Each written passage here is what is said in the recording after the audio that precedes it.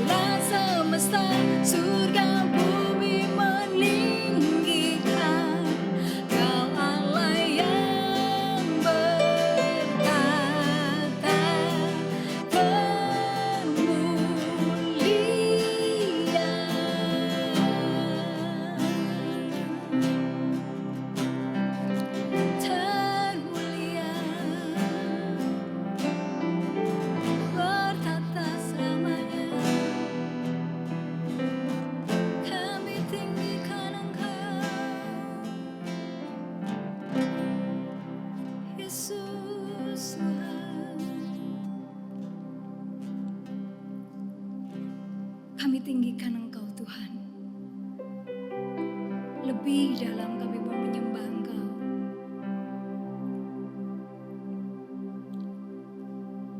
Ku tinggikan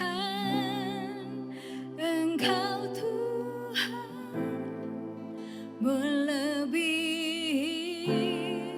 segalanya, lebih dalam ku menyembah, dalam roh dan kebenaran ku tinggikan Engkau Tuhan, melebihi segalanya, lebih dalam ku menyembah,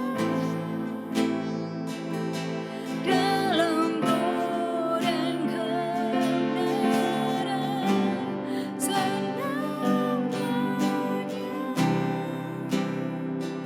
roh dan kebenaran, dalam roh dan kebenaran, dalam roh dan kebenaran selamanya.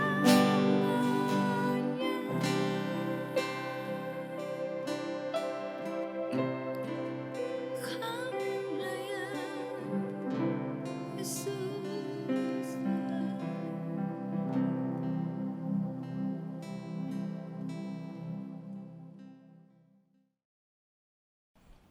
Shalom saudara-saudara, selamat pagi. Kalau hari ini Tuhan izinkan saya boleh menyampaikan firman-Nya di tempat ini, itu semua karena kemurahan-Nya. Nah, di dalam tema bulan ini IFJF masih berbicara tentang living in freedom, yaitu hidup dalam kebebasan. Bebas dari kekhawatiran, bebas dari ketakutan, bebas dari kebencian, dan rasa gak peduli kepada orang, juga bebas dari memandang rendah orang lain. Saya percaya kita semua menginginkan hidup bebas dari batasan-batasan seperti itu, dalam melayani satu dengan yang lain, karena kita dipakai Tuhan untuk saling menghargai dan saling menghormati, juga saling melengkapi, tanpa memandang status atau golongan. Yang setuju boleh katakan amin. Amin. Saudaraku, yuk kita masuk dalam doa.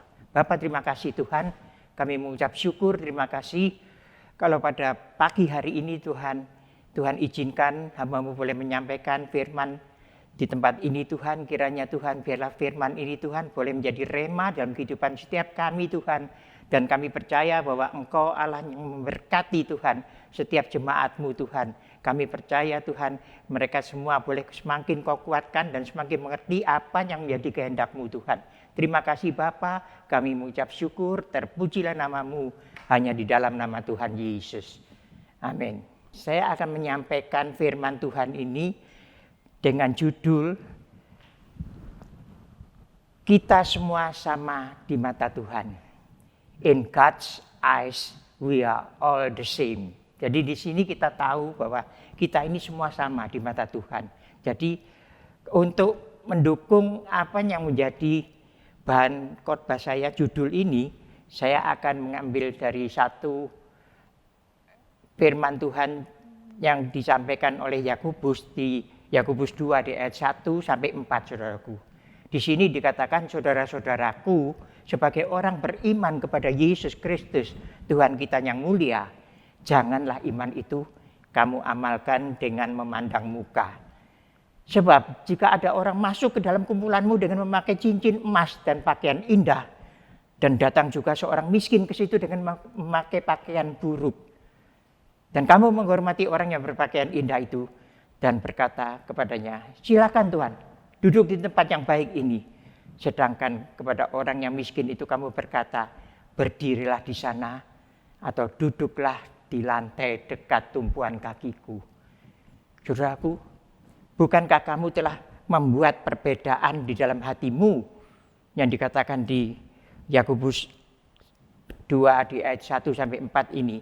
dan bertindak sebagai hakim dengan pikiran yang jahat. Saudaraku, tanpa disadari ya, kita ini memiliki penghakiman atau cap tersendiri terhadap orang lain yang berbeda status dengan kita. Dan ini akan dilakukan orang jika tidak memahami tujuan dari panggilan pelayanannya. Mereka akan melakukan hal seperti ini. Lalu akan timbul sikap siapa Anda, siapa saya. Siapa kamu, siapa aku. Itu akan timbul seperti itu. Dan firman hari ini kita diajak untuk belajar menghargai semua orang, apapun latar belakang dan status sosialnya, karena menghargai dan menghormati orang lain adalah dasar dalam membangun hubungan yang baik dengan sesama kita. Ya, saya ada kesaksian dari apa yang dikatakan Yakobus tadi, bahwa janganlah iman itu kamu amalkan dengan memandang muka. Tadi Yakobus mengatakan demikian. Saya pernah hadir di rumah duka di Adiasa. Orang tua dari teman saya meninggal. Ini saya ceritakan ya. Setelah saya duduk dan ngobrol sejenak dengan teman-teman, dan memang keluarga mereka itu adalah keluarga yang berada ya. Yang datang ya orang wah-wah mungkin. Kursi itu mulai penuh. Dan saya dengan beberapa teman melihat ada seorang datang dalam keadaan bersahaja. Mungkin pakaian agak lusuh habis pulang kerja ya. Dan dia menoleh kanan kiri, dia tidak mendapatkan tempat duduk. Tapi dia terus datang ke dekatnya keluarga yang berkabung. Dia menghormati dan akhirnya dia menanti respon dari keluarga ini. Tapi enggak ada tanggapan apa-apa, didiamkan aja. Kursi sudah mulai penuh semua. Dan dia menoleh kanan kiri memang sudah enggak ada, saudaraku. Dia berjalan keluar. Waktu dia berjalan keluar, dia sampai di keluar, dia sudah agak kecewa mungkin. Dan dia mulai masuk ke dalam lagi, langsung dia pamitan dengan keluarga yang berkabung, dia pamitan pulang. Setelah dia pulang, selang berapa lama itu ada seorang yang turun dari mobil. Ya potongannya memang seperti orang berada ya, orang kaya. Dia turun dari mobil, tahu-tahu pihak keluarga yang berkabung ini, beberapa orang datang menyambut dia. Beberapa orang datang menyambut dia dan dia dipersilakan, dicarikan tempat duduk, carikan kursi, diambilkan minum dan semuanya. Loh ini apa? Ya. Yang tadi yang pertama dibiarkan, ya ini yang Yakobus tadi katakan. Yakobus tadi mengatakan apa yang dikatakan di sini, bukankah kamu telah membuat perbedaan di dalam hatimu dan bertindak sebagai hakim dengan pikiran yang jahat. Dan saya melihat hal ini, saya terkesan sekali. Apa yang telah dilakukan oleh orang ini, yaitu keluarga dari yang bergabung ini, itu berlebihan terhadap orang-orang kaya, saudaraku. Karena Tuhan itu tidak memandang kaya miskin. Memandang muka itu berarti memberikan perhatian khusus terhadap seseorang dan mengabaikan yang lain. Tentunya ada berbagai alasan ya. Apakah karena faktor kekayaan, apa karena faktor kedudukan, itu bisa terjadi.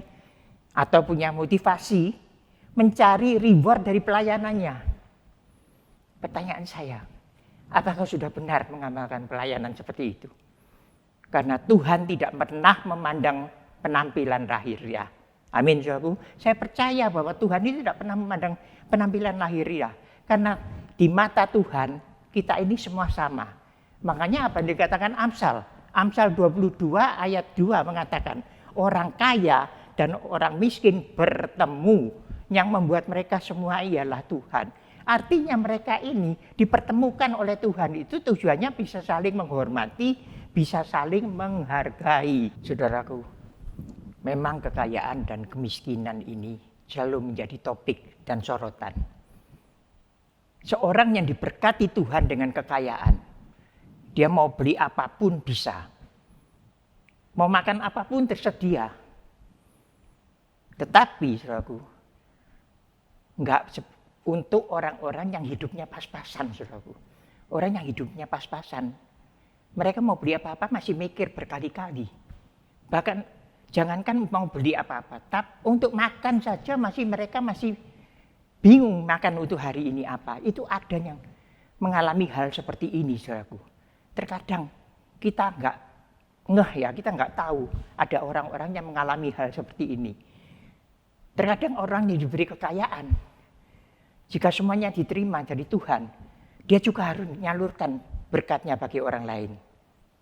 Pernah saya dengar satu perkataan dari seseorang, tapi ini bahasa Jawanya ya, mungkin Anda pernah mendengar ini. Kalau orang kaya berkata, dino iki mangan opo enake. Ya, itu orang kaya. Tapi orang yang menengah ke bawah atau hidupnya pas-pasan, mereka nggak bisa berkata demikian. Tapi yang dikatakan adalah dino iki opo sing dipangan enake. Nah, ini beda, saudaraku. Di sini, kalau kita sekarang diberkati oleh Tuhan menjadi orang yang cukup, orang yang kaya sekarang ini, ingatlah kepada orang-orang yang berkata, dino iki opo sing dipangan enake. Sebab gini, saudaraku, orang yang diberkati Tuhan, kalau dia tidak bisa menjadi berkat, akan sia-sialah berkat yang Tuhan berikan kepadanya. Apalagi kalau mau memberkati masih memilih-milih. Orang mana yang bisa aku berkati tapi memuji aku. Berterima kasih kepada aku. Kadang-kadang ada orang yang seperti ini. Saudaraku, terkadang kita mendapati ada beberapa orang kaya yang tidak bisa menjadi berkat bagi orang lain selama hidupnya. Dan dia berkata, merasa masih kurang. Terhadap orang banyak dia merasa masih kurang. Sekalipun apa yang dimiliki, dia sendiri tahu bahwa dia sudah berlebihan. Dan orang seperti ini adalah orang-orang yang potongannya aja kaya. Tetapi dia bermental miskin. Ingat perkataan ini. Orang seperti ini adalah orang yang bermental miskin, saudaraku. Orang bermental miskin. Jadi hidupnya tidak bisa menjadi berkat bagi orang lain dan selalu merasa kurang terus. Beda dengan orang yang bermental kaya. Anda tahu siapa orang yang bermental kaya? Janda miskin yang dalam cerita Lukas 21 itu. Dia benar-benar adalah orang yang bermental kaya. Janda miskin ini mempersembahkan 2 keping peraknya atau 2 peser perak dengan berapapun yang Tuhan percayakan kepada dia, dia tetap mau membagikan berkatnya. Ini orang-orang yang bermental kaya. Amin, saudaraku. Kita percaya bahwa di sini kalau kita tahu bahwa ada perbedaan, saudaraku. Orang yang bermental kaya dan orang yang bermental miskin. Saudara, akan saya sampaikan di sini perbedaannya. Orang yang bermental kaya, ya, keinginannya selalu menjadi berkat bagi orang lain. Itu orang yang bermental kaya. Tapi orang yang bermental miskin punya kebiasaan. Kebiasaannya apa? Selalu menjadi beban bagi orang lain. Ini perbedaannya. Jadi orang itu selalu menjadi beban bagi orang lain. Yang dimaksud di sini, dia sudah memiliki segalanya, tapi dia tetap berkata kepada semua orang, berkata kepada temannya, malah dia berdoa kepada Tuhan. Dia minta supaya diberkati terus, tapi dia tidak bisa menjadi berkat. Nah, orang seperti inilah yang saya katakan orang ini mentalnya miskin. Saya berdoa pada pagi hari ini, sekalipun kita tidak tergolong orang yang berduit atau orang kaya, tapi kalau kita memiliki hati yang memberi, Anda tergolong orang-orang yang bermental kaya. Amin, saudaraku. Saya pastikan Anda tidak akan kekurangan. Karena apa? Tuhan sendiri yang menjamin saat Anda punya hati memberi, saya percaya Tuhan akan mencukupkan segala kebutuhan-kebutuhan Anda di dalam Anda memberi kepada orang lain. Saat Anda punya hati memberi, saya percaya Tuhan selalu akan mencukupkan segala kebutuhan di dalam hidup Anda menurut kekayaan dan kemuliaannya di dalam Kristus Yesus. Jadi orang kaya kalau dia sekarang ini memberikan, gini ya saudaraku, saya ngomong sedikit ya. Orang kaya memberikan, dia merasa berkurang uangnya itu. Karena dia harus memberi. Padahal itu sesuatu yang keharusan. Tuhan mengatakan, dia harus menolong orang lain. Dia diberkati untuk menjadi berkat bagi orang lain. Apa yang dikatakan Amsal? Ada yang menyebar harta, tapi bertambah kaya. Ada yang menghemat luar biasa, namun selalu kekurangan. Pilihannya ada pada kita hari ini. Saya maju di poin kedua sekarang. Saudaraku, terkadang orang pelayanan ini butuh spiritual check up, saudaraku.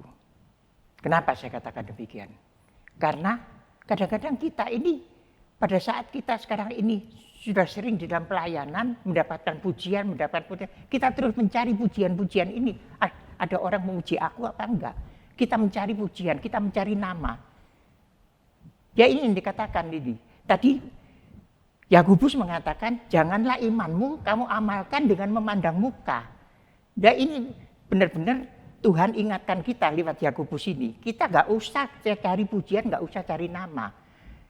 Apa yang kita lakukan semua adalah untuk Tuhan. Apakah kita mencari imbalan? Yaitu alasannya kalau kita sekarang ini melakukan hal-hal seperti itu, maka pelayanan kita itu tidak ada ketulusan di dalam hati kita untuk melayani orang. Jadi pertanyaannya begini, apa pelayanan yang kita lakukan itu ada motivasi mencari pujian orang? Rasul Paulus sudah mengatakan sendiri di 1 Tesalonika 2 ayat 6. Juga tidak pernah kami mencari pujian manusia, baik dari kamu maupun dari orang lain. Sekalipun kami dapat berbuat demikian sebagai rasul-rasul Kristus. Di sini saya percaya bahwa Rasul Paulus ini, dia sudah tahu. Dia bisa mengontrol emosinya. Dia bisa mengontrol egonya. Nggak sampai banyak dia melakukan pelayanan, tapi dia tidak sampai mencari pujian ini. Dia bisa loh. Ini dia mengatakan ini, lihat ini di sini dikatakan, sekalipun kami dapat berbuat demikian sebagai rasul-rasul. Artinya dia bisa, kalau mau mencari pujian bisa, tapi hal itu tidak dilakukan oleh Rasul Paulus. Dia benar-benar tahu bahwa untuk ini, makanya saya mengatakan bahwa kadang-kadang kita butuh, nggak peduli Anda sudah jago atau sudah tenar sekali berkhotbahnya, tapi tetap butuh spiritual check-up. Tanya pada diri kita, jangan orang lain. Tanya pada diri kita, apakah saya setiap melakukan pekerjaan-pekerjaan Tuhan di dalam pelayanan ini, apakah aku mencari nama? Apakah aku mencari reward?